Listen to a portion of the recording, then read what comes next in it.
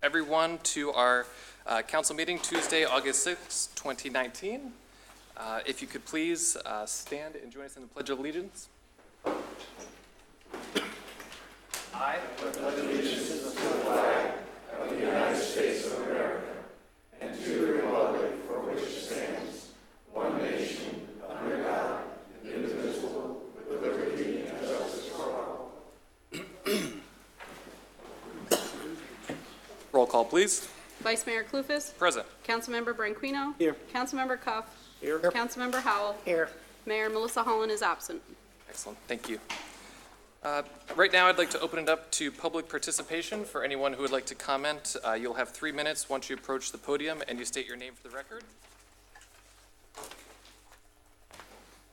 Who wants to go first?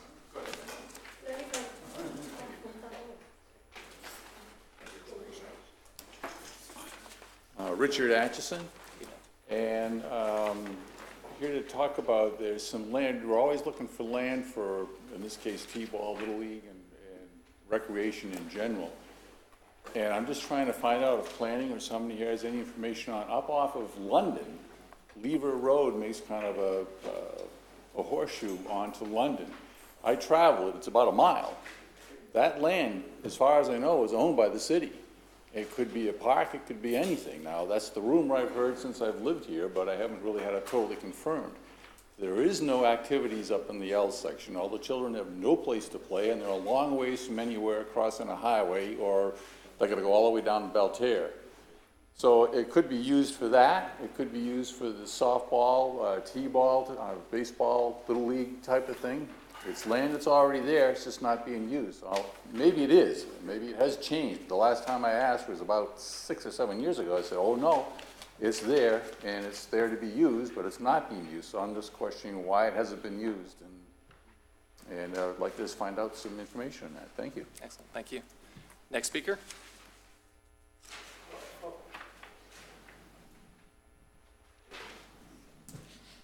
My name is Celia Puglisi.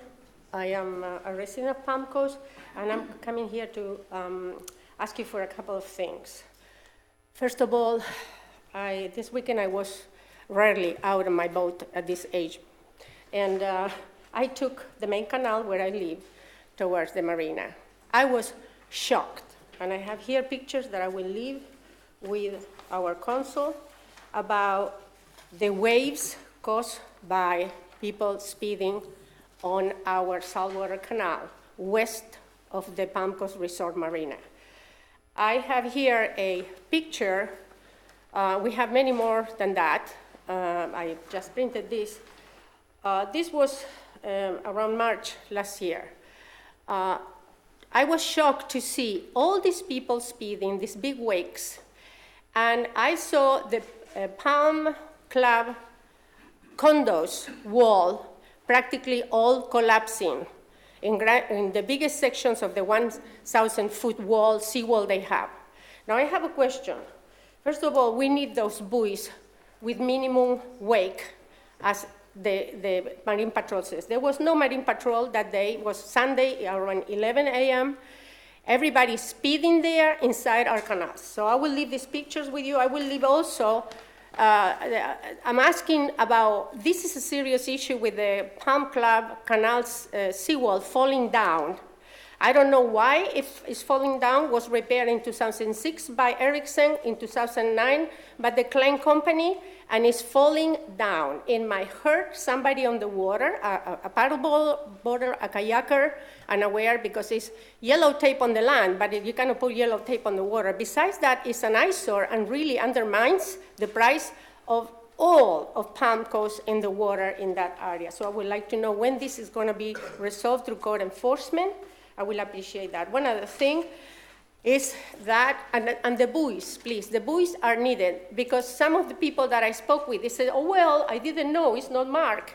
We need the buoys marking the speed. One other thing is, for me, unfortunately, Palm Coast Connect is not working. Before, I used to enter a code enforcement complaint, and the next day immediately comes up on the website, the old website, it comes up at what time the inspector went, which date, What did they find? If they found a violation or if they didn't, if they find a violation, they gave an NOV, notice of violation, posted all for us to see. And if they found a violation, what it was and when it's going to be resolved, if it's going to be resolved, and the day that they will come back to reinspect. All of that is great for PAMCO's transparency. We have the right to that information. Also, the way the website was before, now you could see all the violations in those homes for many, many other months. So I will appreciate to have back what we had before. Thank you. Celia. Next speaker.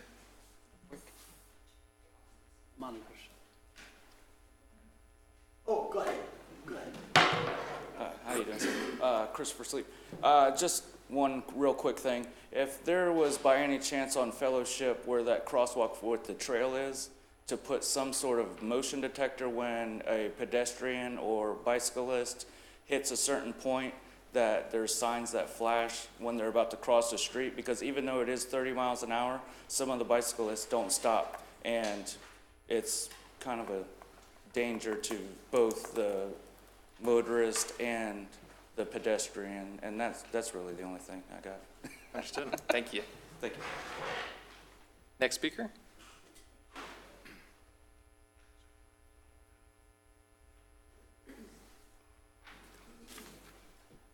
Jack Carroll, Palm Coast. You know, I travel the streets a lot, but what I find the worst violation, well, to me it's a violation anyway, is when a truck that's doing business parks on a curve where you can't see anything coming or going. Now, if we're talking about safety and if we're talking about people that should be preserved in life, right, I think we should put some kind of an ordinance where you can't park on a curb. I'm not a curb, a curve, C-U-R-V-E. Now, they could park, if they're doing business, they could park on a side street, or they could park somewhere else, as long as they leave that street open so that the driver can see what's coming towards him or see what's going to come behind him. That's my complaint. So I think you should do something about that, or either that, drive around some more and see what the complaints are. Thank you. Thank you, And Jack. it's the business people that are doing it. Oh, by the way, just thought of it. I would like to ask, how many businesses operate from their own home? How many businesses work out of their own house? And how much are we charging them?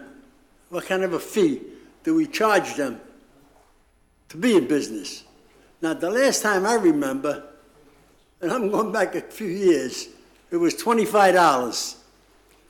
The fee was $25. Right. Okay, that's for you to consider. A fee is $25 for 20 years. It's ridiculous. Thank you, Jack. Next speaker.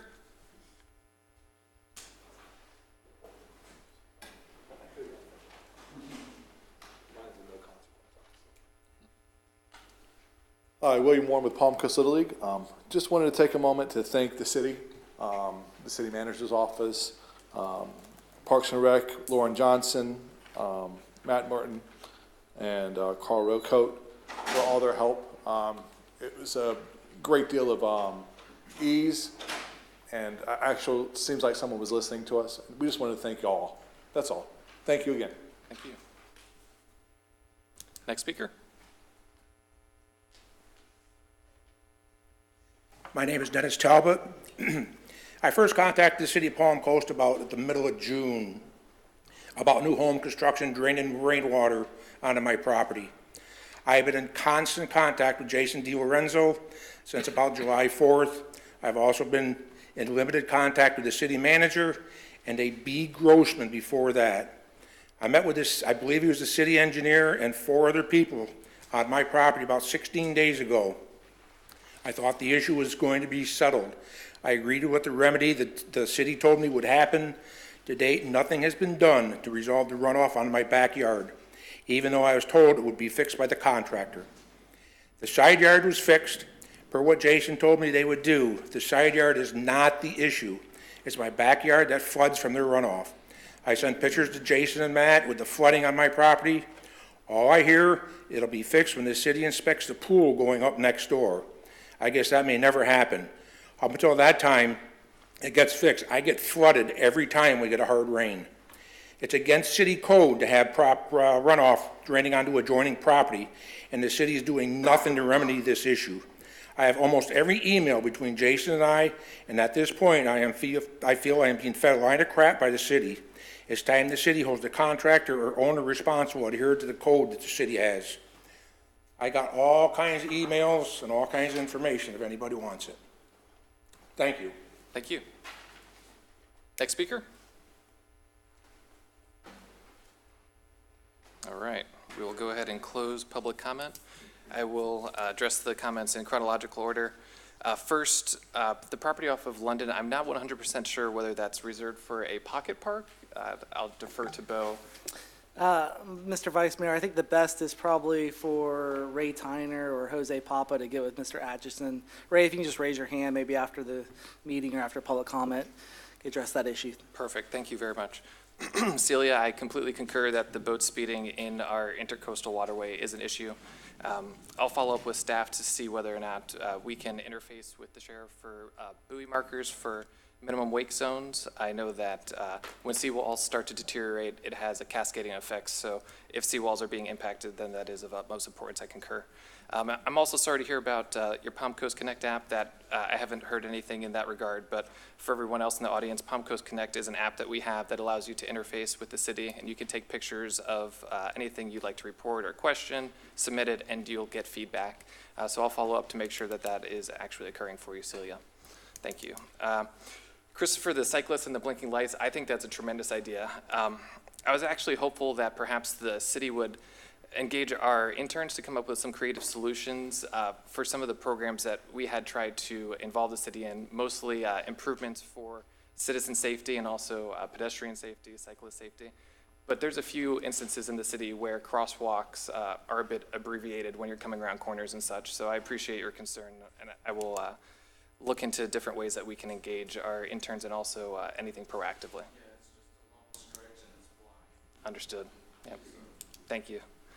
Let's see, Jack, courteous parking on the curves. I completely concur. We need to ensure that we also have to be a little bit more vigilant. I'm not certain whether or not we will be able to outlaw people parking on curves, but if while we're consuming these services that they're delivering, we can all ensure that we alert the commercial business owner that they should be parking somewhere that doesn't cause diversions in traffic that are potentially dangerous, that would be helpful.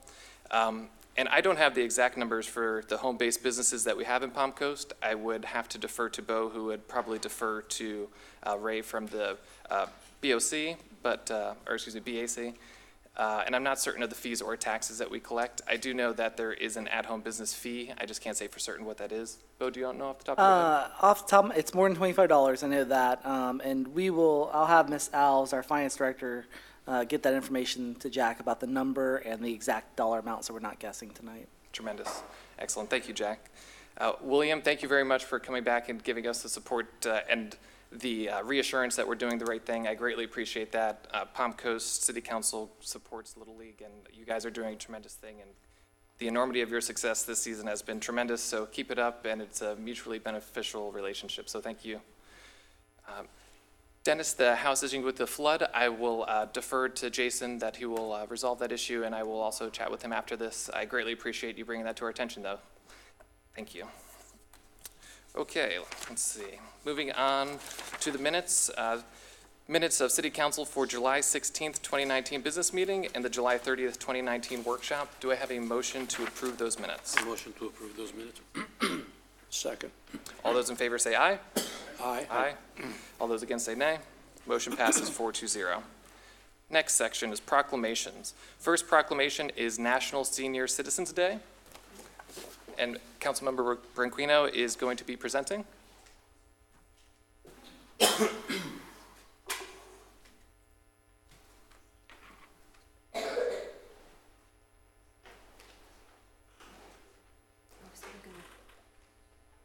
Hello.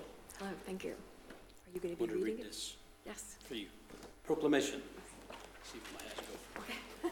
National, whereas National Senior Citizens Day is observed annually on August 21st to recognize the positive contributions senior citizens make in the communities across the United States, and also to bring awareness of social, health, and economic issues that affect senior citizens. And whereas throughout history, older people have achieved much for our families, our communities, and to our country. And whereas with improved health, care, and more years of productivity, older citizens are reinforcing their historical roles as leaders and as links to our patrimony and sense of the purpose of individuals in our nation. And whereas many older people embark on second careers, giving younger Americans a fine example of responsibility, resourcefulness, competence, and determination. Millions of senior citizens are serving as volunteers in our programs and projects and benefit every sector of society. And whereas, for they have achieved throughout life and for they continue to accomplish, we owe older citizens our thanks and our heartfelt salute. And whereas, we can best demonstrate our gratitude and esteem by making sure that the Palm Coast community is a great place in which mature and grow older, and a place which older people can participate in the fullest and can find the encouragement, acceptance, assistance, and services they need to contribute to lead lives of independence and dignity. Now, therefore, be it proclaimed by the City of Palm Coast, Florida, August 21st, be officially designed as National Senior Citizens Day. Okay? Thank you very much.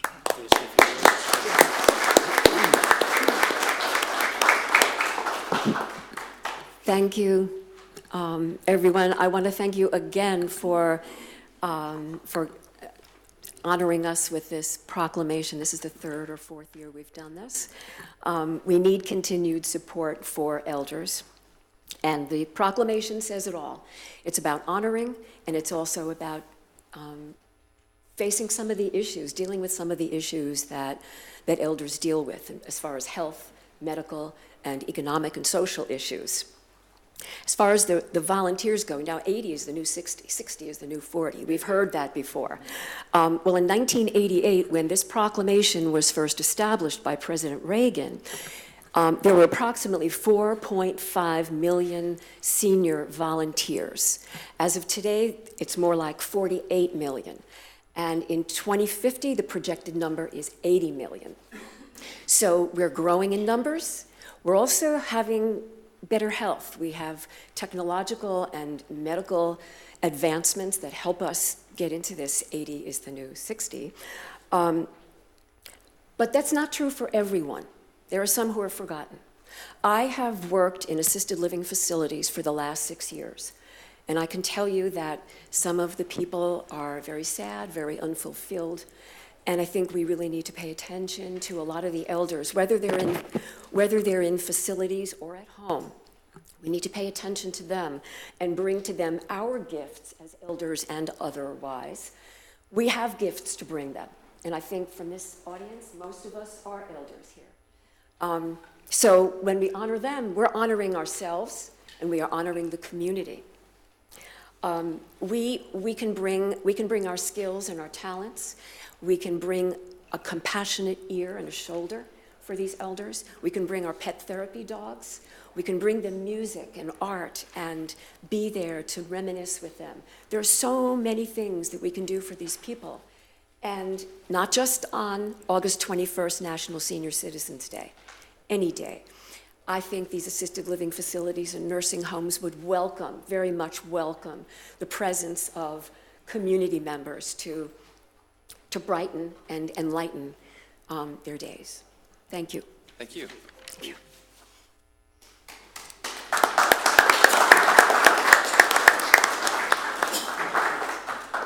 you. Second proclamation tonight will be a proclamation Wildfire Awareness celebrating Smokey the Bear's 75th birthday. I guess he's also a senior citizen. That may be in bear years, though, so.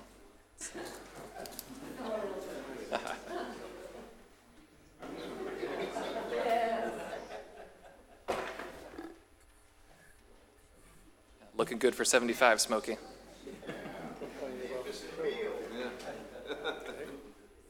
Sir?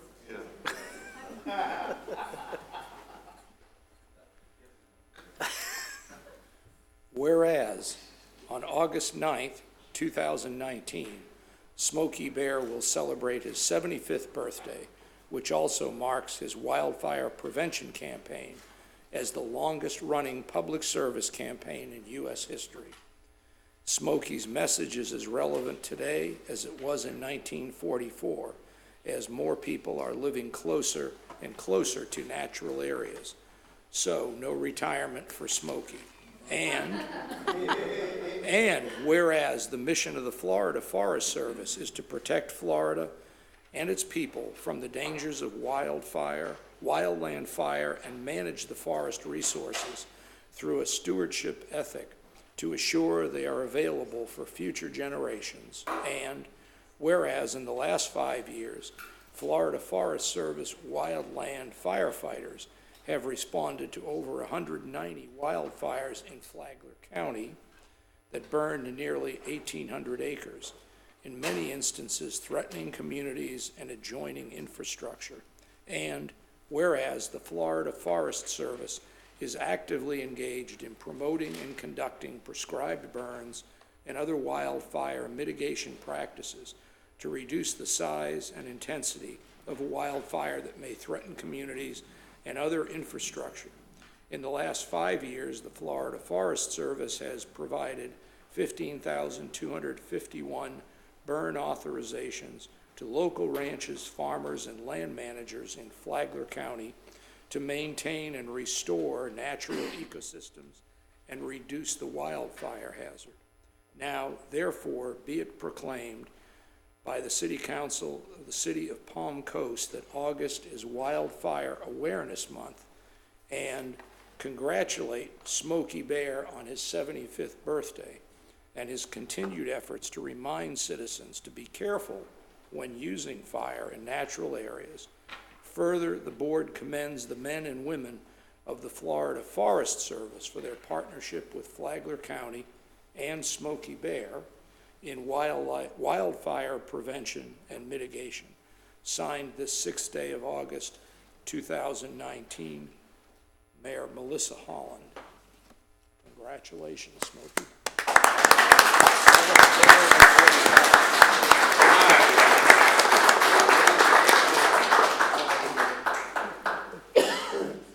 Mr. Vice Mayor and Council, throughout history, we've known many bears that have been wonderful for the communities and history itself. Going back to Teddy Bear, who was an offspring from Theodore Roosevelt, to Baloo from Kipling's Jungle Book, who taught us, you know, it's the best of life and make the best of it. And then there's Winnie the Pooh, who taught us patience, don't stick your hand in the honey pot. But out of all of the bears that you can imagine through history, no one has been making the fire service and the national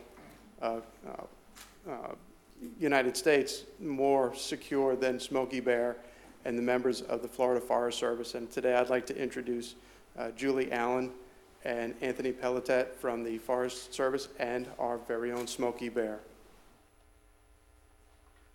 Thank you so much. On behalf of the Florida Forest Service and the Bunnell District, we thank you for your continued support. With the significant wildfire history that we have here in Flagler County and in Palm Coast, we genuinely value the relationship between the City of Palm Coast and, more importantly, the fire department. So thank you very much for your support.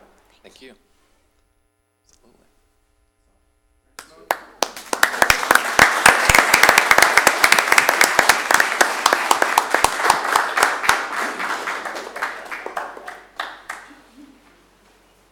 Thank you very much. Our third proclamation will be Purple Heart Day, presented by Jack Howell.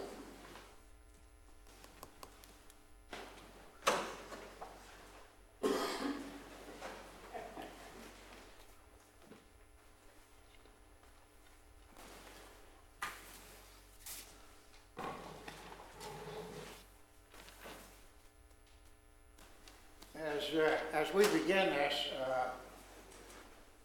the four of us are members of the Military Order of the Purple Heart, Chapter 808 here in Flagler. Some got one, some got 3 Purple Hearts. You know, and I remember as a young Marine lieutenant in Quezon, Vietnam in 1968, my troops were busting me a little bit. Said, Lieutenant, well, you ain't a real Marine unless you get a piece of purple. 20 minutes later, I joined the club. Now, that being said, I want to introduce each of these gentlemen. Steve Lunford was a Marine, and he doggone near died in his tour to Vietnam. Herschel Gober, very important to our organization because he was the deputy and then acting secretary of the Veterans Administration in D.C. Okay, and of course he was the national president 2 years ago, wasn't it, as the Purple Heart organization. And then Chris Sleep is one of our younger members from the Afghan-Iraq scenario. And he's lucky to be with us today with his injury, a very severe injury. And so we collectively, with the rest of our organization, we lost quite a lot of people this past year because of Agent Orange and cancer. And we all have our issues right now with Agent Orange and cancer. And, you know, it's interesting how it takes place later on in life, so it is what it is. The Purple Heart, which I'll read here in a minute, is America's oldest award. And initially, it was the equivalent of the Medal of Honor. And then later on, it disappeared for a while, and then it came back in the 30s, I think it was, wasn't it? It was called the Barron Badge, back on Washington. Right. Now, on the back of the Purple Heart Medal, it says for merit. And it's very important. So we have been very supported by the city of Palm Coast, and we want to give something back. And the city is going to be recognized, and you go ahead and read that, with a plaque from our chapter of the Military Order of Purple Heart. I should say Beverly Beach and Flagler Beach are also Purple Heart cities in this region. All right, so like Jack's saying, I'm the senior vice commander. What we have here is a plaque. The Military Order of the Purple Heart Special Recognition Award is bestowed with pride to the city of Palm Coast, Florida, for your dedication and support, honoring America's combat wounded veterans, becoming the Purple Heart City, presented by the Patriot members of Flagler County, Chapter 808, Military Order of the Purple Heart, USA. And then we also have a flag that Palm Coast will be flying as well. It's a Purple Heart flag, and This will be flying tomorrow. Tomorrow's the National Purple Heart Day. yes,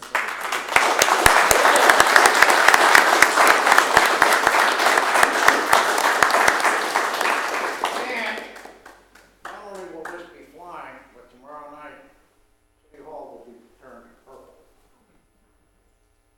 to go along with it's a national recognized event with August 7th being National Purple Heart Day, and remembering those that, you know, they have the saying that, you know, most gave some gave all, and it's not an award that we actively go seeking, but sometimes when you're called upon to do things, and put yourself, you know, below others and put others above you, that's the unfortunate matter, is things happen.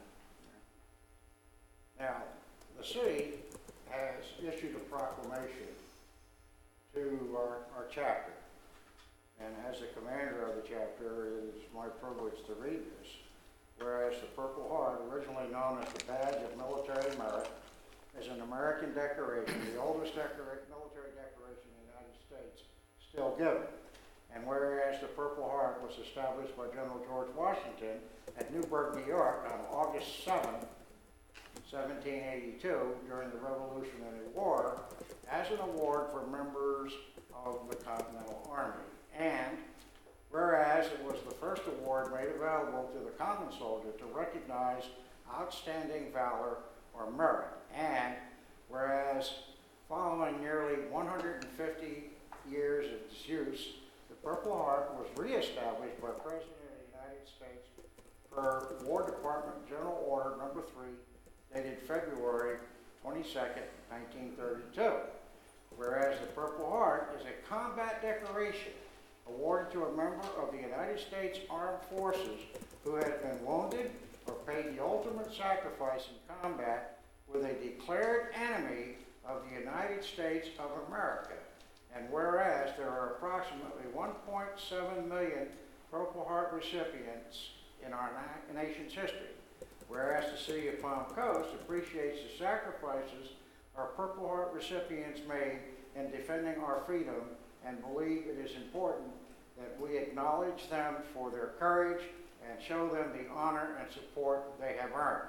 Now therefore, be it proclaimed by the Mayor and the City Council of the City of Palm Coast, Florida, that August 7th, 2019 be designated as Purple Heart Day, and encourage all citizens to show their appreciation for the sacrifices our Purple Heart recipients have made in defending our freedoms, to acknowledge their courage, and to show them the honor and support they have earned. Signed the 6th day of August 2019, Melissa Holland, Mayor.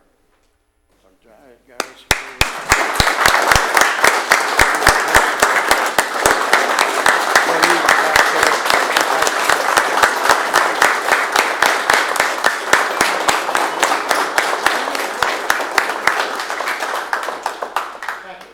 Thank you for serving. Yes. Thank you all for serving and everything you sacrificed.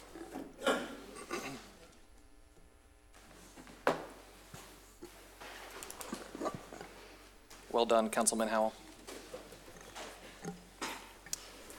Moving on, we have ordinances. The second read, we have two of them. The first being an ordinance that amends the Tuscan Reserve MPD Development Agreement to add 8 additional units and amends the development standards and clarifies language for signs. Mr. Reichman.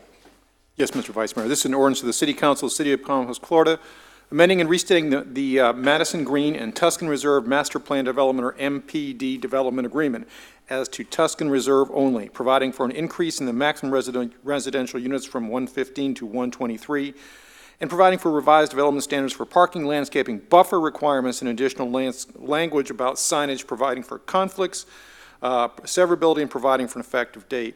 Mr. Vice Mayor, Council, this second read is a quasi-judicial matter, so that if there have been any ex-parte communications between the first reading of this matter and tonight, those should be disclosed at this time. Council? Nothing. I have no check. No, thank you. None. Excellent. Okay. Staff. Vice Mayor and Council, this is the second reading. The first reading was held July 16th, as well as a favorable recommendation from Planning Board, as well as a neighborhood meeting. There have been no comments, further comments or changes to this item. We believe this item is ready for final action by City Council. Staff is available for any questions that may arise during public comment. Excellent. Council, do we have any questions or concerns that? No questions. No. Okay. If our council is okay, I'd like to open it up to public comment. If anyone would like to comment on item G5, please approach the podium, state your name for the record, and you'll have 3 minutes.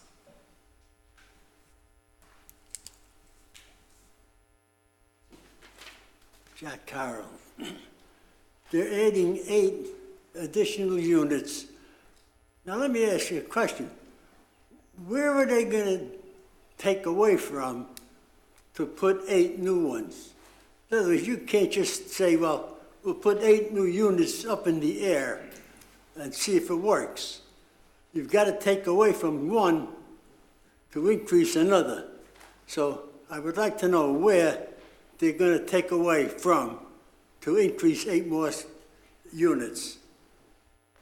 And I want to know why they want to go 8 more units. Thank you, Jack. Next speaker. No, I see none. I will close public comment. Staff, if you feel free to answer that question. I know that the footprint had been modified, but if you could please. Yes, sir. The way to get the 8 additional units is in order to do that, and the reduction of one building itself is simply to increase the height of the units. Yep. And that's it. Yeah, that is the long and short of it. Council, any questions, concerns? Okay, bring it back to this council. Do I have a motion for item G5? Move approval. I'll second. All those in favor say aye. Aye. Aye. All those against say nay. Motion passes 4-0. Item G6 is another ordinance which amends future land use map amendment for 2.8 plus or minus acres of land located 250 feet northwest of Old Kings Road Extension and Matanzas Woods Parkway intersection from conservation to Greenbelt Advent Health. Mr. Vice Mayor, Council, this is a legislative matter, and the title is as follows. An ordinance to the City Council of the City of Palm Coast, Florida, providing for the amendment of the City of Palm Coast 2035 Comprehensive Plan as previously amended. This is pursuant to Section 163-3184 Florida statutes, and amends the future land use map or flume designation for 2 acres more or less of an area within a 6.5 acre parcel more or less, located 250 feet northwest of the Old Kings Road Extension and Matanzas Woods Parkway intersection, as more particularly described in the exhibit to this ordinance as Exhibit A.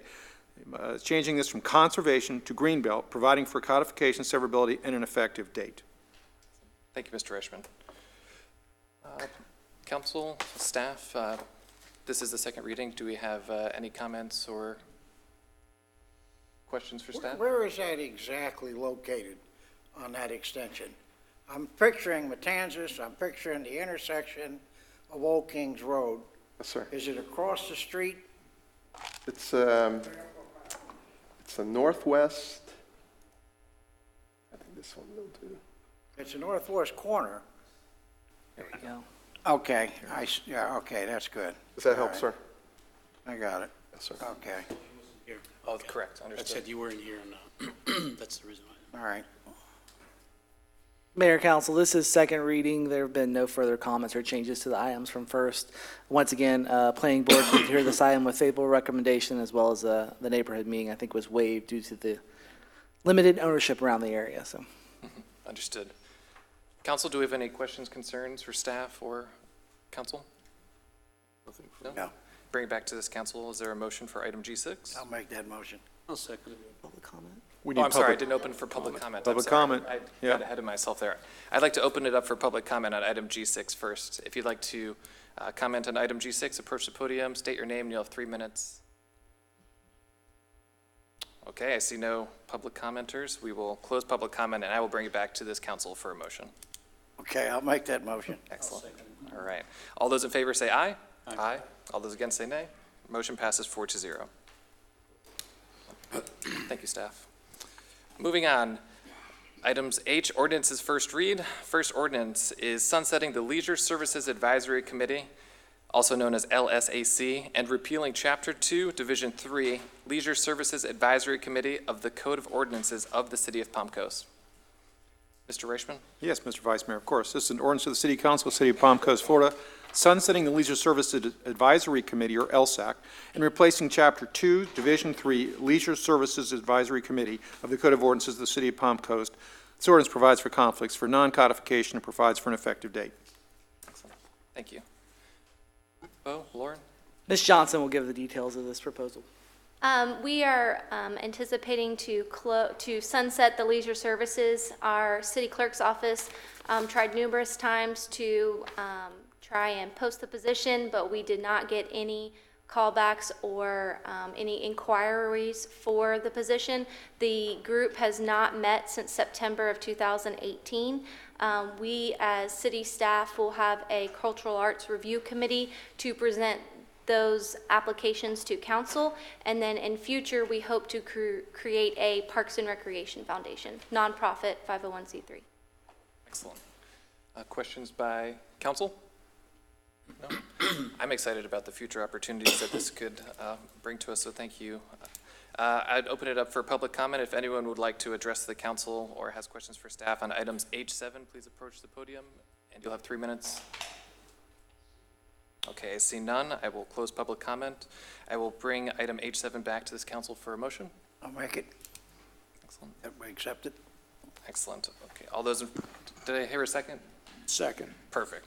All those in favor, say aye. Aye. All those against say nay. Motion passes 4-0. Thank you. Moving on, item H8 is an ordinance amendment to the Grand Landings Master Plan Development Agreement. Mr. Reichman. Of course, Mr. Vice Mayor, Council, this ordinance of the City Council, City of Palm Coast, Florida, is providing for an amendment to the official zoning map as established in Section 2.06 of the City of Palm Coast Unified Land Development Code. It's for certain real property generally located south of the Flagler County Airport, west of Seminole Woods Parkway, and east of Belterre Boulevard, and is more particularly described in the Exhibit A attached to the ordinance. This is to amend the Grand Landings Master Plan Development, or MPD, agreement by increasing the allowed number of single-family detached or attached homes within the MPD from 749 to 890, and to allow the developer the option of developing all or a portion of the commercial acreage as multifamily residential, or MFR2. This ordinance provides for conflicts, severability, non-codification, and for an effective date. Mayor, Council, this is the first read of a quasi-judicial matter, so if any of the members of this council have received ex parte communications on this matter, those should be disclosed at this time. Council? No. I have. I discussed that my son-in-law and daughter live in that area, and just to get a better understanding, I attended the planning board meeting a few weeks ago, and also had an opportunity to speak to the developer and his attorney, and just to get a perspective of what's really going on here, to enhance my knowledge of the whole situation. So, Council member, will you be making your decision tonight based upon the record that is created tonight in this quasi-judicial matter? mine is, I had no bearing on it. I have no, I guess what you're looking for, do I have a position one way or the other based on that? No. I'm open. Thank you very much. Excellent. Staff? If I can, Vice Mayor. So initially, council did hear an item from this developer previously during, I think, your June meeting. That item was tabled and eventually withdrawn by this developer in order to work with the residents as requested by City Council.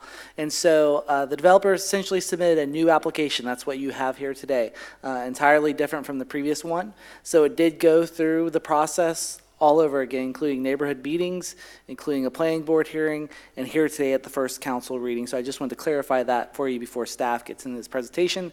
With that, I know Mr. Tyner and Mr. Hoover here to go over the presentation. Good evening, everyone. Bill Hoover, I'm a senior planner with the Planning Division. The existing Grand Landings community is located east of Belterre Boulevard, south of Flagler County Airport, and west of Seminole Woods Boulevard. It's about 774 acres, and at this time there's approximately 200 homes that have been completed in the project.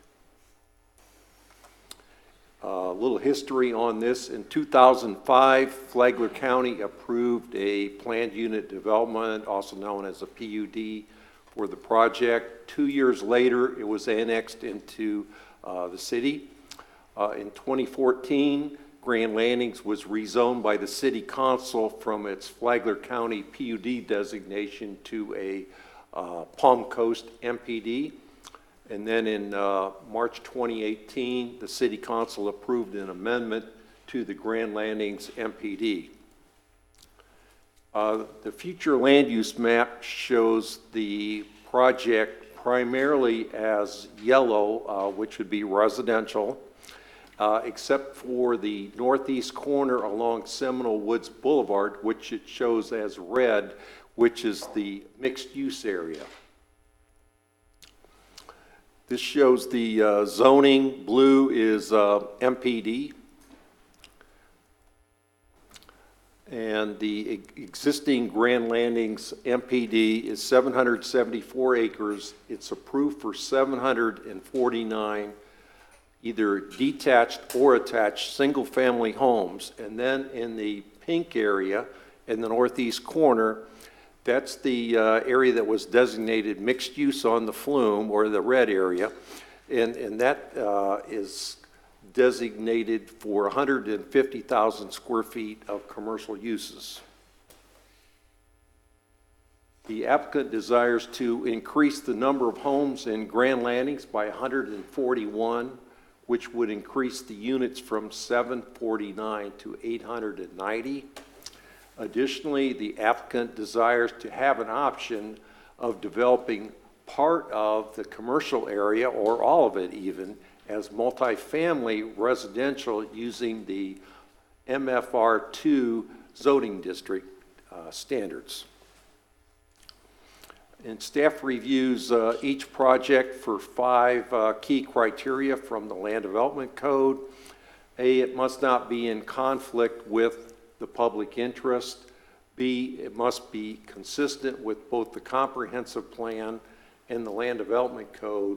C, must not impose a hardship or significant liability on the city. D, must not create a nuisance or an unreasonable hazard. And E, must comply with all applicable government standards. And staff reviewed this pretty thoroughly for the 5 criteria, and we provided detailed findings in the staff report. And then in summary, we found that the MPD rezoning would not create a nuisance, hazard, or any compatibility issues, as it meets all development standards and is in compliance with its designations on the future land use map. The development of the site is consistent with policies of the future land use element and the transportation elements of the comprehensive plan, and the project will meet all applicable standards of the Land Development Code.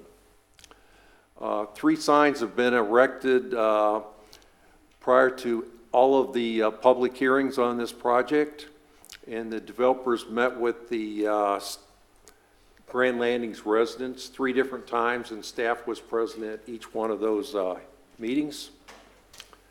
The planning board held a public hearing on July 17th. About 35 residents were in attendance, and the planning board recommended approval to the city council by a 6-0 vote, subject to making 2 changes to the MPD agreement as proposed by the applicant. One, that the 35 feet would be the maximum height of any development in the multifamily area. And the commercial is already 35 feet. So the concern from the residents were that it allowed 60 feet, which could be even like 5 stories high. So the 35 feet was agreed to by the applicant at that time. The planning board made a second recommendation that there be a separate construction entrance off of Citation Boulevard, which would be the middle, once the middle and the westerly portion of the site gets developed. And that would be Citation where it goes east off of Belterre Boulevard. This is being advertised, so it'll come back for the August 20th City Council meeting, and then after that, plating will follow. Planning staff and the planning board both recommend City Council approve the proposed amendment to Grand Landings MPD, which is application number 3951, as presented with the planning board's proposed changes. And 1, if any or all of the 26-acre commercial areas developed for residential uses using the MFR2 standards, the building heights would be limited to 35 feet. And number 2, a separate construction entrance would be constructed by the developer off of Citation Boulevard once development of Phase 4 is commenced. And the applicants here that would like to make a few comments to the City Council. Jeff Douglas is the owner's rep, as well as Attorney Michael Cimento. Good evening, Council. Michael Cimento for the applicant. Again, thank you to your staff. It's been a project we've been working on for about 6 months. As he said, in May we had approval from the planning board on a project that had added about 113 acres to it and increased the residential units to 1,150. After some planning changes, though, we decided not to add that additional acreage, but instead we added 140 units to the existing development. So the boundaries of the existing development have not changed, but the number of units have. And one of the reasons for that was, if you recall back in 2005, the original lot designs were 70 to 120-foot lots.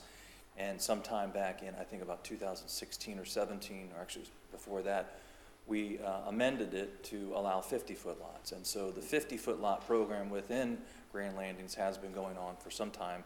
And all this is a continuation of the exact same project pattern, housing stock, lot sizes. It's just that by changing from 70 to 125-foot lots down to the 50s, we have room for another 140 units. So that takes care of the unit count. At Planning Board, there was some confusion as to what that was about. The other thing that we talked about is there's now formal language in the PUD that provides for a conversion of the 26-acre commercial tract, which is at the entrance. And to give you some type of scale as to what 26 acres is, everybody understands the size of the public shopping center in Palm Coast. I believe it's called Island Walk. That's approximately 24 acres. So the developer wanted to have some flexibility into the future, not really believing that we're going to need another Publix plaza of that size at the entrance of the subdivision, but to provide some commercial for the neighborhood so that they don't have to travel all the way and have shorter trip lengths. And so we envision a mix of multifamily, whether it's townhouse or condominium or even apartments out front, along with the commercial. So there is a conversion in your PUD that allows for that. And as staff did say at Planning Board, we agreed to address some of the citizens and residents' comments and limited the height to any multifamily or commercial there to 35 feet. And in addition to that, if you saw on the plan that is up, that if you could put that plan up there, there is a second entrance off of Citation Boulevard. Remember, we are also extending Citation Boulevard from its existing terminus due east approximately 600 feet. And at the top of phase 4, can you show them where that is roughly? Annotation's not working this evening. Oh, okay. It is the... See where the 4 is in the middle of the development? Up top? Yeah. There's a new entrance. As we extend Citation Boulevard down, we'll have that second entrance there. So construction, yes. So construction will no longer need to be coming through the front gate as you heard that in the past. We have an existing construction entrance at the south end, and a second entrance will be put up on Citation Boulevard for construction use specifically. So with that, we'll be available to answer any questions that you may have or any questions that the residents may have. And we thank you for your time. Appreciate it. Thank you. Michael, I just have one quick question. Yes, sir. We're still going to have 740 single homes in that? No, it's going up to 800 and... No, just the single homes? Right. It will, all the additional density that we've asked for are for single-family homes. So definitely 700 single? Yes. And 700, okay. But on the outside, in the pink area, we clarified that language because it is mixed use under your comprehensive plan that allows for commercial and residential. And we clarified and added language in there that we can have a conversion out there. So the units in the pink will be in addition to the 800 and something units that we'll have within the gates. Okay? Yeah. Thank you. Michael, excuse me. Just so I'm clear, the Citation Boulevard construction entrance is a construction entrance, or is that planned as a second entrance to the community once phase 4 is developed? Both. Okay, so that will be, okay. Mm-hmm. It will be used for the construction for phases 4, 5, and 6 as we move west. Now, there's not going to be any single-family affordable housing type of scenario inside the gated community? It's all in that pink area?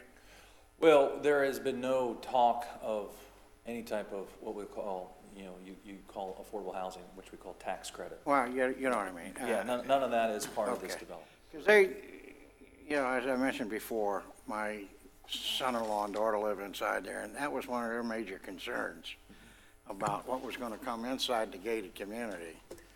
And so I'm just following up on that. Correct. That is not the plan. Excellent. Okay. Any other questions? Council? No? Excellent. Thank you. Let's open it up for public comment. If anyone would like to approach the podium and comment on item H8, please do so now. You'll have 3 minutes once you state your name for the record. Again, my name is Celia. I do have one concern.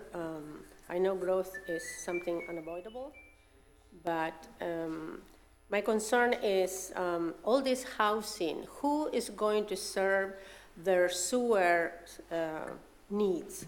Is the city of Palm Coast utility, or is going to be, is this an independent the developer utility, like happening in this one that the county has a problem right now, is called Plantation Bay, right? Yes. That was built by the developer. Is this one going to be served by the sewer of the city? Because if it's so, I'd like to make sure that nothing is taken away from the existing residents and we overcrowd our already pretty crowded sewer system, right?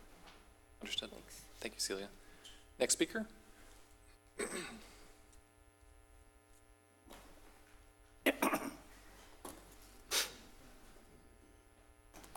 Jack Carroll. I don't know if I heard myself right, but did I hear him say they're going to go from 125 feet to 50 feet?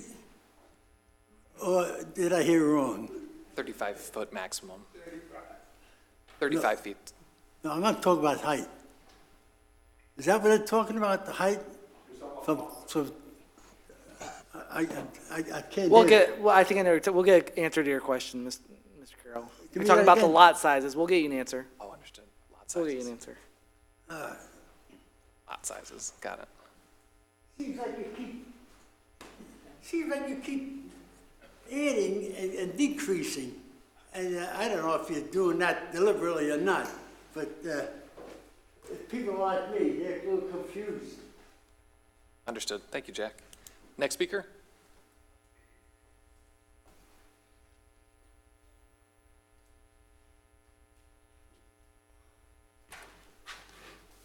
Grand Landings is a very unique development with unique issues. Sir, if you could state, I apologize, if you could state your name for the record. Yeah, if you don't Reset the take my shot clock. time off. Yep. Robert Meyer, 117 South Cooper's Hawk Way. Thank you. Grand Landings is a unique development with unique issues, and therefore I'm asking this council to help develop unique solutions to make the proposed amendment work for the developer, for the HOA, and for the city. This community was transferred to the HOA when it was less than 20% complete. Normal transfers occur at 90% or greater. Therefore, it is extremely important that you consider the HOA input and also consider the HOA as a necessary party in this process, as any extra units, zoning changes, are going to add members to the HOA that were not contemplated by the original declaration. I want to read something right off of the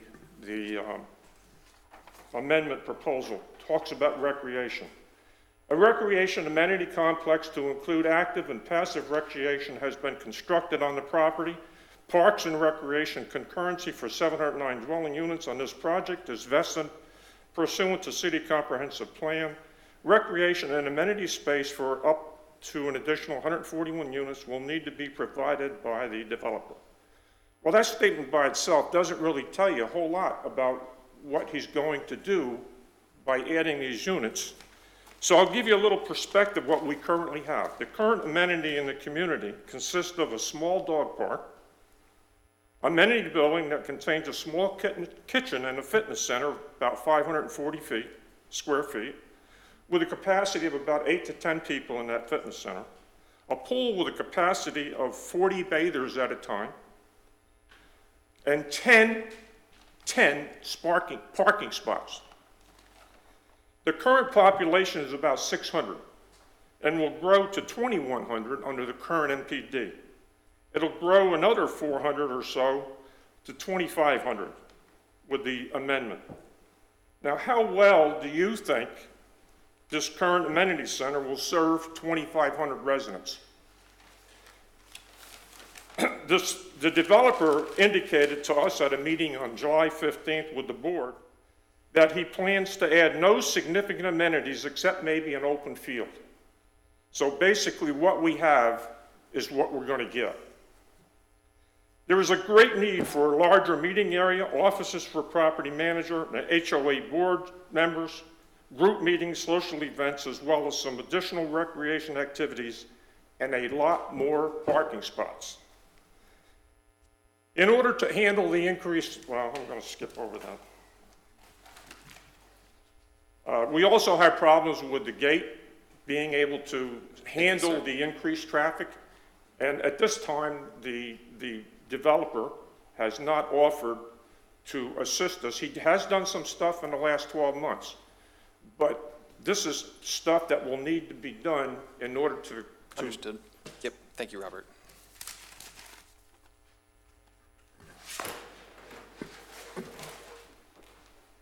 Next speaker.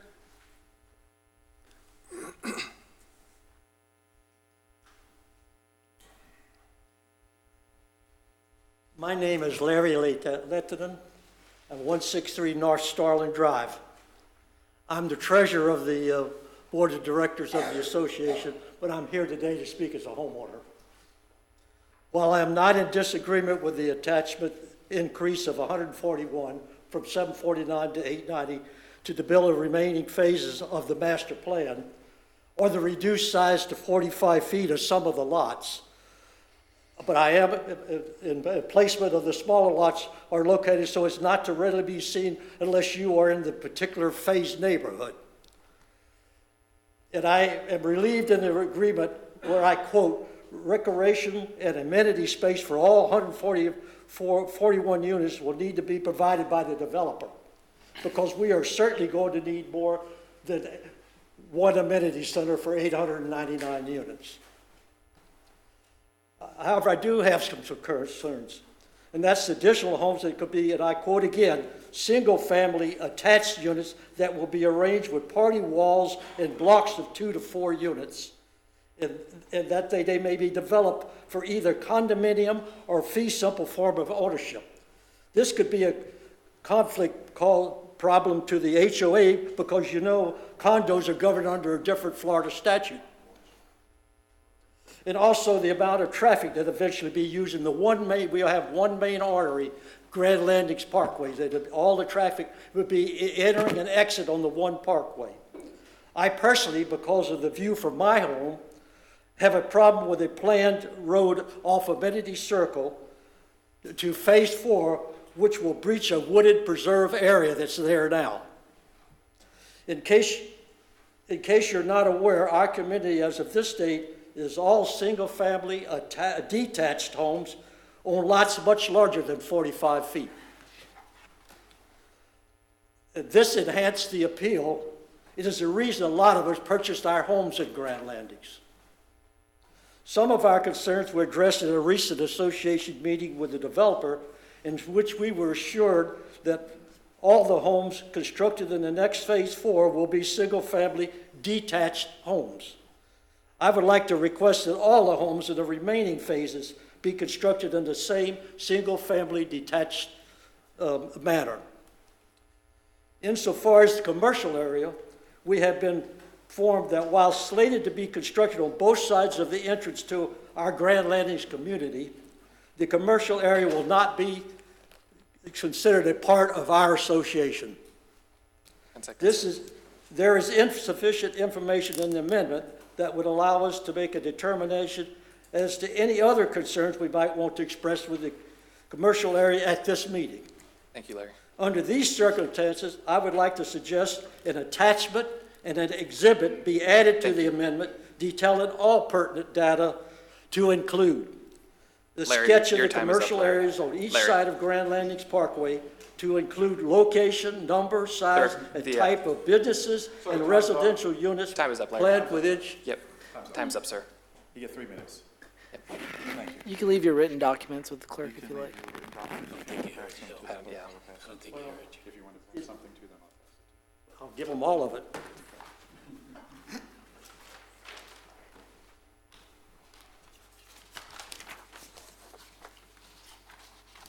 One more. Okay.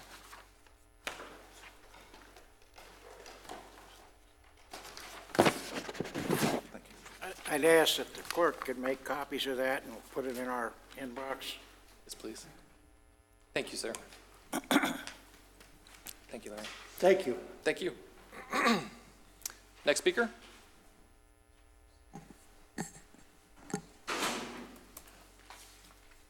Good evening. My name is Carolyn Sierra. I didn't plan on speaking, but I'm going to speak.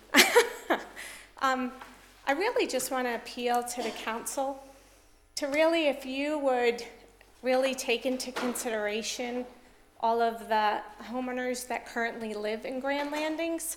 My husband and I are new there. We just built our house and moved in 7 months ago.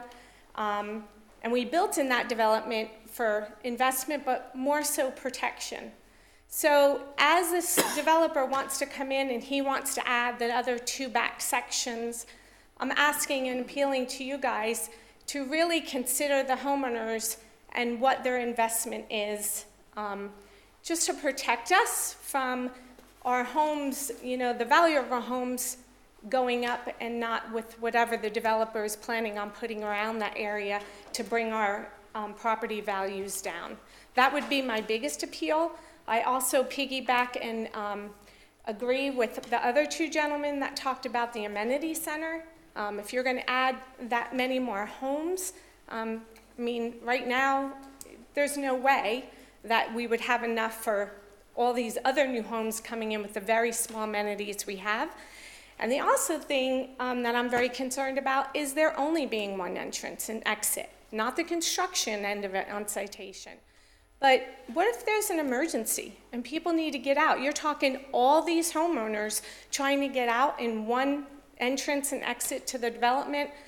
I just don't think that's a wise thing. So I'm just, again, appealing to the council to take careful consideration to everything that the developer wants to do and just to really protect the homeowners that are currently there. Thank you so much. Thank you. Next speaker?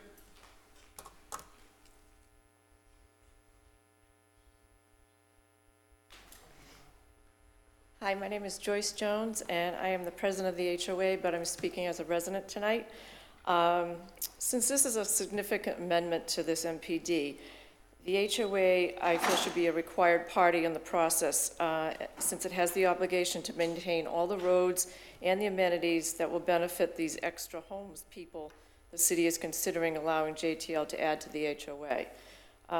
The HOA will also be obligated to these homes people, so they should have a say and be a party to the agreement that is going to add these members to the HOA, not contemplated by the original declaration. There are concerns, as other people spoke about, there are concerns with the community adding the 140 units to a community that does not have the amenities to support what is already authorized, and the developer has been explicit that while they still own the building, they will not make any improvements or enlargements to the HOA. HOA is fully responsible for maintenance and upkeep of that building.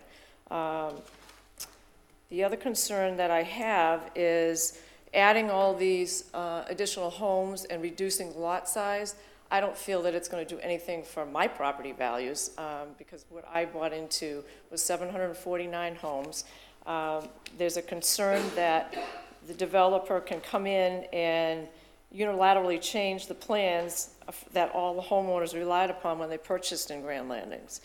So I don't know how many more amendments are going to come forth. I'm assuming that this is probably not the last one. And how many units is the city going to allow to come into this community? The other main concern I have is that I just heard tonight being talked about is that the commercial property up front, there really is no definite plan. It's just kind of a bubble plan that's saying that they can take this property, there's no percentage of what they could use for multifamily, what they could use for commercial. I would think that the city should have and the HOA should have a definite plan if it's 30%, 50%, if it's so far down the road that they're going to look at developing this property as multifamily, then why is this being changed now? We certainly don't want apartments up front that brings in a lot of rentals, and there seems to be no definite plan as to whether this is going to be the entrance behind the gate. Is it going to be a part of our HOA, or is it going to be separate? Is it going to be under a master plan HOA and be a sub-HOA? There's a lot of questions that aren't being answered. So I would think before this gets approved that some of those questions should be answered, and maybe there's a preliminary site plan that needs to be done up for the 141 homes and plus the commercial property up front. Thank you. Thank you. Next speaker. Okay, I'll go ahead and close public comment. Could you address staff? Oh, I'm sorry, Michael, yes. We'll double team as we can. Sure. Bill may not have some of that information. You want to just go through your questions? Yeah, absolutely. One by one? Celia's question regarding sewer and possible impact of services to other residents. It'd be City of Palm Coast sewer. Excellent. And of course, there'd be no detrimental impact to anyone who's receiving sewer services today. And part of course, development is the impact fees, and those impact fees go to paying for the capacity at our water and sewer plants. Excellent. Thank you. Councilman Kuflet, if I may just pause one thing, because there was some confusion in the community's comments. To be very clear, the conceptual master plan is not changing. Okay, the conceptual master plan that was approved from the beginning is still the conceptual master plan. All the roads that are shown on the conceptual master plan from 2005 are shown the same as they are today. Okay, the size of the lots is not changing. Presently, the developer has the option to give housing stock at a minimum of 45-foot widths. That is presently. We're not asking for that change. The only thing that we're changing in this application is adding the additional units, 141 units, and clarifying the commercial use to allow for the conversion of a portion of it being commercial and a portion of it being multifamily with the restrictions that we put in there. So those are the only changes to the PUD that are being put forth today by the developer. Other than that, the entire development will remain exactly the same as it is today and in its continued build-out pattern. So maybe that'll help some of the people in the community. Excellent. Thank you. And also just to restate, the construction entrance will eventually be a permanent? Yes, sir. Okay, excellent. Joyce had issues with HOA, but that is not impacting with this change. Larry was in the same situation, and Robert was also in the same situation. Were there any additional responses that you would like to give to any of those speakers? I think you just kind of hit them all. Well, we've been doing this a long time, and we understand citizens' concerns about what is going to happen in the future and what isn't. I mean, this is a project that could be, many more years. It's already been in the making for 15. So if it's another 15, depending upon the economy. So the exact layout and plan of what the commercial uses will be on the 26 acres is just unknown at this time. It's just a permission to use commercial as long as it complies with the city's exact standards. Whatever is built there, a plan will come back to City Council at some time, whether it's a plat or a site plan approval, and there'll be another public hearing on those processes. So any future development on the commercial track will have to go through the site plan or plat process and again be approved by the City Council. So I think that's important. The issues that were raised about the HOA and what is it going to be and who's responsible for it is very clear. It's in their HOA documents. The 26 acres is not part of the HOA. It is outside of it, and it will not be part of their governance. It will not be using their internal roads and that type of thing. This is a gated community. That commercial on the outside will be suited more for those people in the area down there in South Palm Coast, and how it is accessed by the community, the Grand Landings community, can be discussed at a later time when we actually have a plan. So again, All this about HOA and whether it is or isn't is very clear. It's in their documentation, and I'm sure, as you've seen in the past, they're represented by counsel that probably can and help them on that issue. Excellent. So we're definitely going to have 2 entrances? Yes, sir. Yes, sir. Absolutely. First, it's a requirement of the city's comprehensive plan, and that second entrance is being installed in Phase 4, which is intended to start construction shortly. It's been approved by the city of Palm Coast for 186 lots. And that is part of safety. And what I live at, we only have one. Cypress Knolls, only one way in, one way out. Correct. True. We recognize that. Wouldn't be unique, but thank you for putting up the 2 entrances. Yes, sir. And the height concession, from what I understand, that alleviated a lot of citizens' concerns with the possibility of what could go out in that 26 acres, so that seems reasonable. Does council have any other questions? Just to ask you, I guess first the staff, are we satisfied with the roadway that's going to be constructed in there, and it is constructed right now with regards to egress and an evacuation scenario, you know, and looking at it at full load out there? Yes, sir. Yes, sir, we're satisfied. Part of Compliance, fire department's happy with it? Yeah, part of the preliminary plat process, we look at the ingresses and egresses, and we have our certified fire reviewers reviewing the plans as well for emergency services. Okay, now the other aspect, the question I wanted to ask Mike, the developer, obviously my personal, after listening to all this, is the recreation center and the swimming pool. Obviously, that's not big enough to serve what's coming. You know, and the growth, certainly in most of these developments, there's a larger community. For example, at the Tidelands, they got 2 swimming pools, and it's not anywhere as big as this. And not that I'm expressing that he's built the Tidelands, but as time goes on, you got to have plans to meet the needs of the people. And I know you're very fair. So I'm just kind of curious as to, listening to what I'm hearing from some of the residents, they have a valid concern. Yes, sir, they do. Jeff, by the way, Jeff Douglas, Right. Representing JTL, Douglas Property and Development. By all means, the residents have legitimate concern in that. And the president herself can attest to this, that when she purchased her home, there was no planned amenity. And then we stepped up an amenity pricing relatively $500,000. We enacted $1 million amenity. So in agreement to that, as we've said since the beginning, as you develop a project, you want to match what the demands of that project is. Is it an all-purpose field? Are we getting more families than retirees?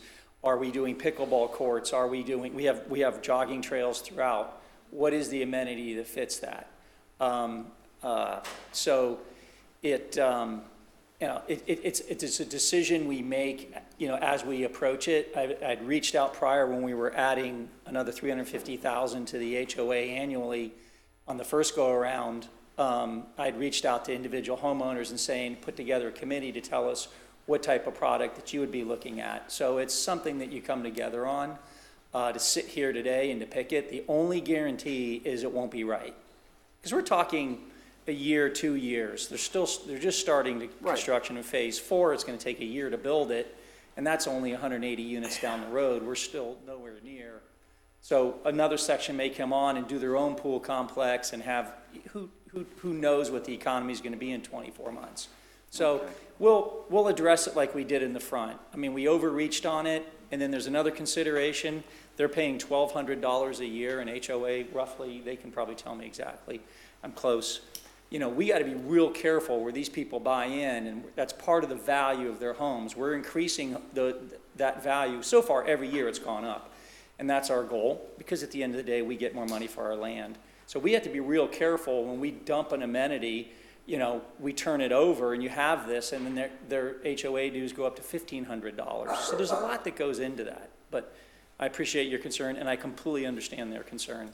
And that's well taken. Phase 4, I have a reminiscence of a Seinfeld episode in Phase 4. You know, and I'm thinking, Hopefully it's not that. No.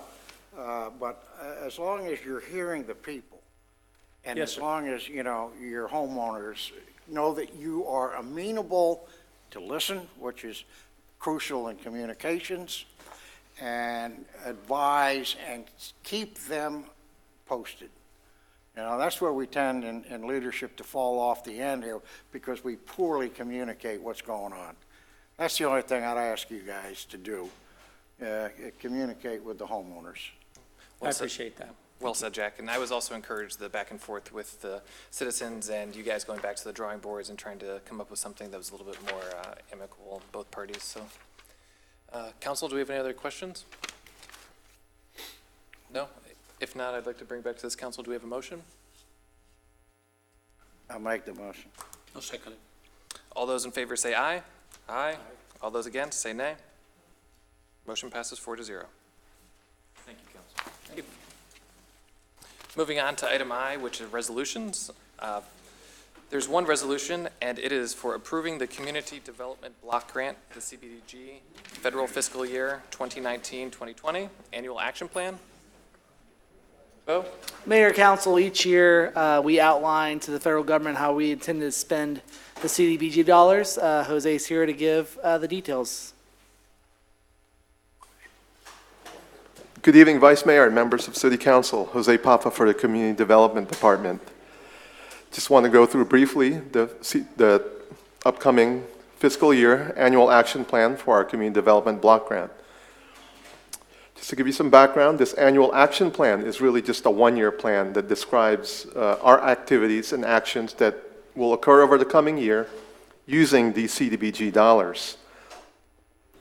As required by the program, any activity that we undertake must meet one of the national objectives of the program. That is, it must benefit a low and moderate income person or a low and moderate income area. The activity must prevent or eliminate slum or blight or address an urgent community development needs, which usually arise as a result of a declared emergency. Under the proposed allocation, staff, along with your Citizens Advisory Task Force, has recommended continuing with the ongoing activities, and these include continuing with our homeowner repair assistance program, continuing with an allocation to the Recreation Parks Department for their senior and youth activities. Those include summer camp, swim lessons, recreational activities, and wellness programs, providing some funds for public service activities. And as we stated during the workshop, the intent here is that in coordination with Flagler County Social Services, to allocate those funds to Flagler County Social Services, along with allocations from previous years. And of course, a certain amount of the funds are available for program administration and planning. And City does intend to use part of that to include, to retain the services of our grant administrator to establish that public service mini grant program, which I think addresses the comments that we received from our Citizens Advisory Task Force at their June public workshop, providing for additional funds to retain the consultant to design a public service grant program, as well as distributing all identified funds for public service as quickly as possible.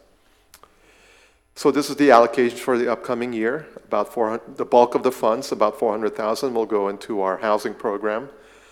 About $73,000, which is the maximum allowed under CDBG rules, 15% of the allocation, will go to public service, and $10,000 for planning and admin and monitoring of the program.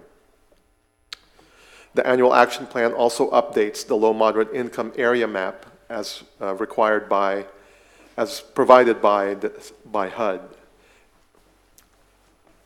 So the steps taken to get to this point in our annual action plan approval process: we had a 30-day comment period where we received no comments. We had our public workshop in July with City Council, last month with City Council. Here we are at the public hearing, and upon approval of City Council, we will forward the document along with the required paperwork to HUD by their August 15th deadline. And I'll be happy to answer any questions at this point. Absolutely.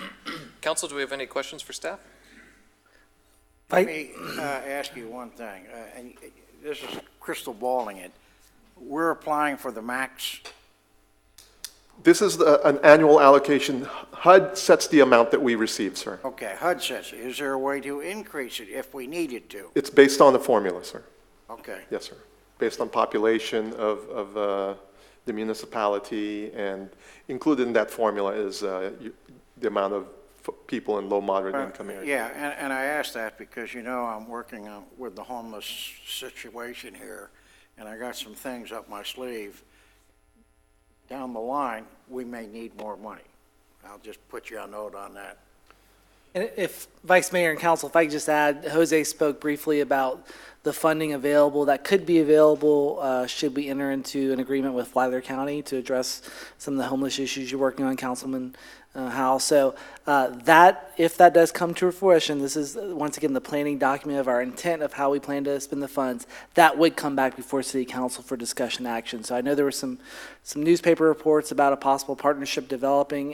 It's a little too early to say, but definitely want to let you know that that would come back to you for discussion and action.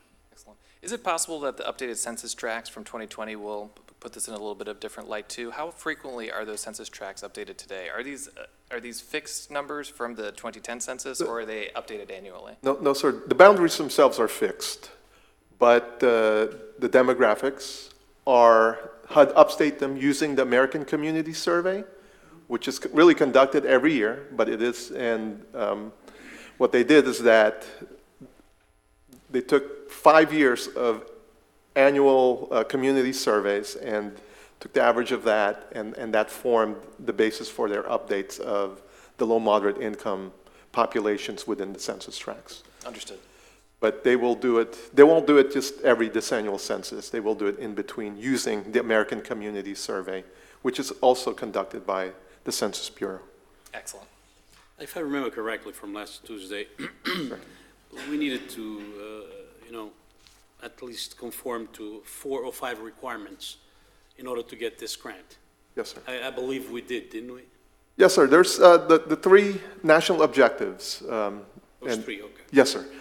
And probably because it's either a low moderate income person or a low moderate income area. So you could say there's probably 4 there. I'm only saying this because just in case if we didn't fulfill them all, right, then we could get more money once we do. And you only need one to fulfill one of them. But again, the allocation itself is determined by HUD and allocated with the approval of Congress. So changing it at this point probably doesn't happen. Understood. Council, any other questions? No? Do I bring it back to this council, or do I open it for public comment? Public Excellent. Open this up for public comment. Item I-9, approving the community development block grant. If anyone would like to participate in public comment, state your name for the record. You'll have 3 minutes. My name is Celia Puglisi, resident of Palm Coast. I want to remind this council again, one of the reasons to get or requirements or uses for the HUD grant is blight. Even Mayor Holland have mentioned in a past meeting that Florida Park Drive, practically he said she agrees that with the residents that is blighted. Because she said, Florida Park Drive doesn't look like any other Palm Coast street. She agrees. So we have blight in Florida Park Drive. It's 1.8 mile, and I would like, whether it's from this grant, some landscaping should be added, like we've been asking for the 2 years or more, or otherwise use some of the taxes that we pay to the government for erasing the blight, at least with some landscaping, which will always help the calming traffic speed as well. And we have to appreciate that you have already taken the great decision of putting the signs up, and you're working on the ordinance for the no truck road, has improved a lot. But that street is very blight, it's all Palm Coast, and blight is one of the reasons for this grant. So I will appreciate, don't forget, whether it's from our taxes that we pay, that we also need some, erasing the blight with some landscape in Florida Park Drive. Thank you so much. Thank you, Celia. Next speaker. All right, I will close public comment. I'm not certain that the level of blight, quote unquote, on Florida Park Drive would qualify for CBDG dollars, but I'll defer to staff. I don't have much more to add to what you just stated, Understood. Vice Mayor. Yep. Just blight, as far, like most federal grant programs, has a fairly specific definition with findings. And so, yeah, it was, there's definitely a high level to reach that sort of, abandoned houses, shuttered houses. That's what you're typically going to be looking when you look for blight. Yep, understood. Okay, thank you very much. I'll bring it back to this council. Any comments, or I will entertain a motion? I move to approve this community grant. Second. All those in favor say aye. Aye. All those against say nay. Motion passes 4-0. Moving on to item J, other business. Item 10, we're going to appoint a council member as the voting delegate to the 93rd Annual Florida League of Cities FLC Conference. And I don't have the exact date in front of me, but I believe it's at the 17th? August 15th through the 17th. 15th through the 17th. I personally, with sadness in my heart, will be in Portugal. So I will not be able to attend the conference this year, but if anyone from our council, what is the strategy for people attending this year? Well, before you even go there, I do have a wedding for Fernando Melendez, as you know, our friend. And this has been scheduled since February. So if any other of my colleagues would be kind enough to take over, I'd appreciate it. I'm going to be there on the 14th because I'm attending that forum on the homeless. And I hadn't planned on staying, but if needed, I was really planning an all-expense-paid trip to Bunnell for the weekend. But, I guess I'll have to give that up.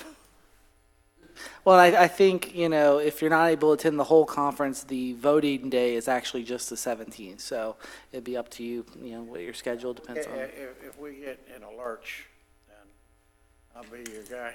Understood. Yeah, I will not be able to attend either the 15th or the 16th. I mean, if you need a warm body to show up, pick up the credentials and cast a vote, which, no offense to the Florida League, because it's a great organization, but it's not, it isn't something I was hoping to attend the whole conference this year, but I just won't be able to because of work issues, so. Understood. Then I certainly think that we have a direction that we would like to go. Can I entertain a motion for appointing Jack Howell, Councilman Howell, to be our voting delegate to the 93rd Florida League of Cities? I'll make that motion. Second. All those in favor say aye. Aye. Aye. All those against say nay. Jack? Okay. Congratulations. Motion passes 4-0. No, nothing. Excellent. Thank you very much, Jack. I'm very proud to have you there as our voting delegate, so thank you. Moving on to item K is the consent agenda. If anyone from the public would like an item pulled off the consent agenda, please approach the podium and identify the item, and we will pull that from the consent agenda. Otherwise, I will bring it back to this council for a motion to approve the consent agenda. I'll make that motion. I'll second it. All those in favor say aye. Aye. Aye. All those against say nay. Consent agenda passes 4-0. Moving on, item L, the second portion of our public participation. If anyone from the public would like to comment, you'll have 3 minutes once you approach the podium and state your name for the record. Louis McCarthy, Palm Coast. I wish to thank the council for the prompt work at getting me the weekend review. I appreciate looking at it and everything, and by dropping me, every 10 years I get dropped. And this just happened to be one of them, but you got it back to me quick. Thank you. Bye-bye. You're welcome. Next speaker.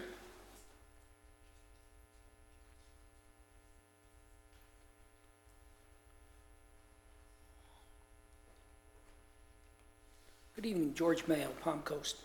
At the county commission meeting yesterday, I brought up the topic of Stop the Bleed kits. And there was some confusion as to whether they were handed out to the schools and whether they weren't. And they were going to look into it. Jonathan Lord got up, the director in the county commission, and said that over 100 were given to the county and 40 to 50 were given to the city of Palm Coast. And I would like to know if any are available here in the chambers. In today's political divisiveness and everything that happens, Hopefully, nothing ever bad happens here, but should something happen, are they available? And I would like to know, are they available in City Hall? It seems like possibly they were given to the county and they're sitting. One of the doctors said that they weren't going to hand them out to the schools specifically until there was training given. May I? Tonight's, let me just finish, tonight's 6 o'clock news, they had Orange County, all the teachers were being given with their programs, et cetera, showed the picture, everyone was getting a Stop the Bleed kit. So I would like the mayor's office and possibly the manager's office to look into this and tell me, are they available, are they languishing somewhere? Because anybody, yes, you should have maybe training, but I think anybody could learn how to use a tourniquet if you went to Boy Scouts, Girl Scouts, and even some of our retired officers here would know how to use it, but if they aren't available, we can't use them. Thank you. Thank you. Next speaker? No? Excellent. I'm very proud and happy that you are a reader of our Week in Review, and I'm glad that they got you back on the mailing list. Mr. Mayo, I'm sorry I interrupted. I was unsure what we were speaking about, but the tourniquets, the Stop the Bleed kits, understood. And you're absolutely right that tourniquets can make the difference between life and death in an emergency situation.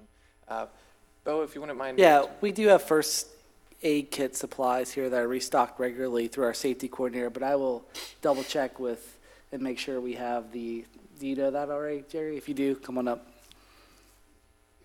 Chief Forte.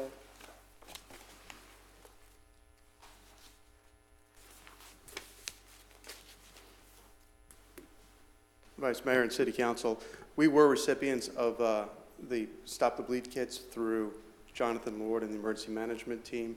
We also have a group of people that are working with the Palm Coast Fire Department, Flagler Beach Fire Department, and Flagler County Fire Department, who are using a joint task force, if you will, working with the Sheriff's Office on how to do school interactives with active assailants. A lot of the people that are in those programs on teaching that are bringing that back to the fire departments where the kits are.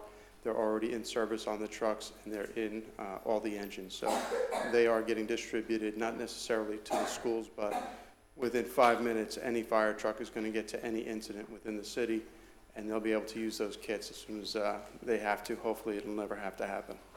Understood. Thank you. Okay. Moving on to item M, discussion by City Council of matters not on the agenda. Councilman Cuff? Nothing for this meeting, Vice Mayor. Councilmember Branquinho? I just want to thank Councilman Jack Howell for the 17th, for being the representative of the city on the Florida League of Cities. And by the way, on that wedding, I'm part of the bridal party. That's the reason why I must attend. Excellent. Councilman Howell? I've got something that I've been working on, and it has to do to bring jobs here, high-paying jobs, to the city of Palm Coast. I have been working with staff. I have a video that will be ready for preview on the 20th of this month. And the target audience is the organization that I belong to, the National Business Aviation Association, with 20,000 members. We've targeted about 500 companies, about 100 companies with 500 employees or less. And we hope that this will be an incentive for some of them to decide to come here. I have a letter drafted. It'll be on city letterhead. It'll be signed by me as a commission, or as a councilman, and as a member of the National Business Aviation Association. Unless you all have an objection, I would like to go forward with that letter and sign it, so that we can hit the target. Understood. I have no objections. If the council members do, It's good for the city, it's good for me. Yep, go fishing, Jack. Councilman Howell, absolutely. Bob? Go fishing for them. Bring them back. Yeah. Nope. Yeah, they pay well, these companies. Wonderful. And they don't have to be right at the airport. Nice. Excellent.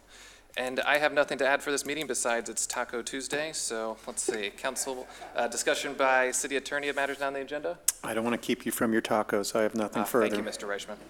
And discussion by city manager of matters not on the agenda.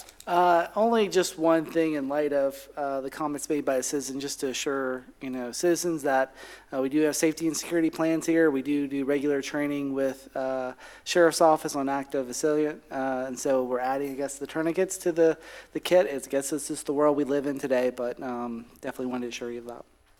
Thank you. And again, being able to use a tourniquet is a tremendous life skill that hopefully you'll never have to use, but it is life or death. I will entertain a motion to adjourn our meeting. Motion to adjourn the meeting. So it'll be adjourned. I'll be listening. Yeah. Thank you. Yeah, we were not executives. All right. I'll be available. Very good, sir.